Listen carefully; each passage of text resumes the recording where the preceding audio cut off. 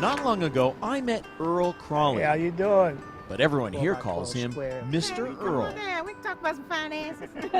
He's worked as an attendant at this parking lot in Baltimore for 44 years. So you really think it's going to improve the gas? Funny thing though, everyone was asking Mr. Earl about money. Nickel and dime, nickel and dime. That's right. Is that booth his pulpit where he's preaching the gospel of investing? Sure is. He makes my day every time I see him. Oh, come on now, seriously, investing? How you like that gold now? 670. Earl told me he's never made more than $12 an hour, never earned more than $20,000 a year. How you doing? So how could he know something about corporate profits? Spider's gonna get you. I had to pry. So Earl, what's your net worth? $500,000. $500,000 Yeah, from working here. working here. That's amazing. A last statement. And there it is in his statements, over $500,000 net worth on a parking lot wage. Now Mr. Earl had my full attention. How did he do it? Stop working so hard and let the money work for you. Earl's first lesson came at age 13. His mother had him working the fruit stalls to help pay the family bills. He got to keep just a few quarters for himself. From the time my mother started taking my money that I earned on Lexington Market, that it wasn't money just to be thrown away. It was there to be used. Economics aside, Earl had another obstacle to overcome. Tebow is He tells me he's dyslexic. Back in the 50s, that meant settling for a life of low-wage manual labor jobs. So Earl figured he'd better sock away what little money he was making. It was just $1 here and $1 there, starting with savings stamps, and that led to savings bonds. At 26, he got married. And by the late 60s, Earl was feeding 3 children on a meager $80 a week. It was tough, but because we had to sacrifice a lot.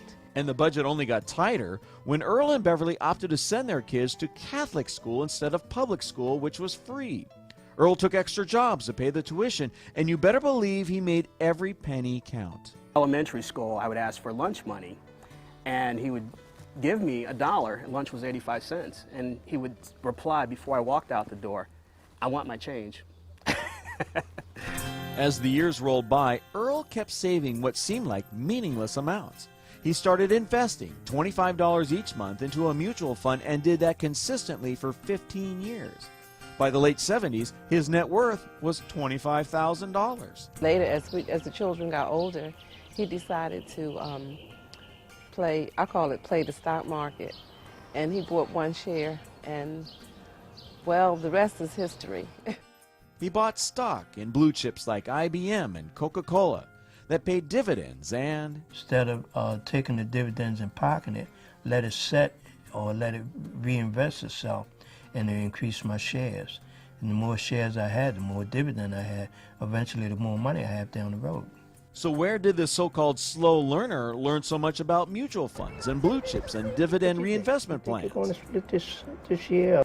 It all comes back to that parking lot. And this is my favorite part of Earl's story. You see, his lot is smack dab in the middle of a financial district where he picked the brains of brokers and bankers and lawyers for their financial advice. What's going on? You got any advice for me today in the markets? No, I'm just trying to find out something from you. Oh, all right. Talk to everybody and listen to advice that everybody give me and take it from there. Earl, why don't we take a look at what you've got in the portfolio now? And see. Earl had trouble reading, so instead, he listened. He believed in the power of compound interest and stocks for the long haul, which brings us back to the present. Today, Earl's stock portfolio alone is worth more than $500,000. And yes, his house is paid for. And no, he doesn't carry any credit card debt. He's somebody to emulate not only as an investor, but as an individual and how to live your life and make the best of what the Lord gave you.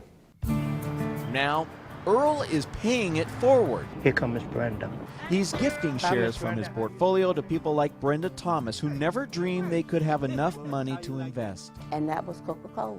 Because you told me to reinvest my dividends, I now have 77 shares. I'm excited about it. I wouldn't have it if it wasn't for Mr. Earl, and he made it so easy. If you don't have the money for the And whole not share, only is he gifting this shares is to a the- local church, he's starting an investment club there to get everyone investing. Our goal is every member of the church will own stock, and then they're going to transfer into their family members. So starting here, it's just going to blow up. It makes me feel good to see someone actually going on and took my advice and went on and did it. That's really a good feeling. So from his little green shack, Earl is helping others and preaching the gospel of investments. And at the end of my day with Mr. Earl, he told me his good fortune happened not in spite of, but because of his disability. I always used to say that I must have been the dumbest thing in school or the dumbest thing to couldn't learn, but God gave me the gift to listen and act behind it, and it's one of the best things ever happened to me.